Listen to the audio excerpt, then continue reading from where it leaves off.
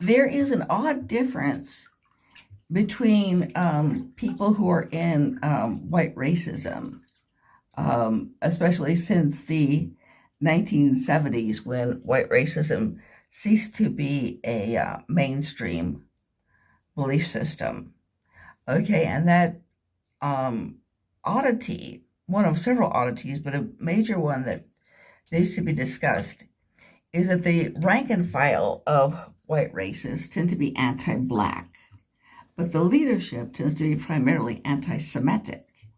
Even though most Jews have the appearance of white people, the focus is on Jews. If you go to David Duke's website, and I have several times, there is very little about Black people or Hispanics or American Indians or Asians, but there is a lot about Jews. Basically, the entire website is dedicated to attacking what David Duke calls Jewish supremacism. Okay, and that is kind of oddity in there. And of course, another oddity that I've remarked on as well is the Nazification of white racism. The fact is that a lot of the old school segregationists, such as George Wallace, fought in World War II against Nazis. Okay,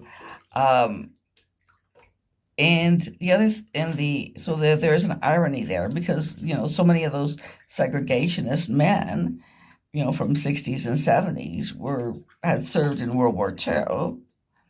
And the other thing about it is, of course, that they also tend to think that the Nazis were pro-white. But the fact is that what the Nazis actually stood for was the domination of some white people by other white people. They were certainly not pro-Slavic, and Slavs are at least half of white people. They were, and also the Nazi Germany was in fact at war with several white countries and allied with Japan. But anyway, I think I want to emphasize is the odd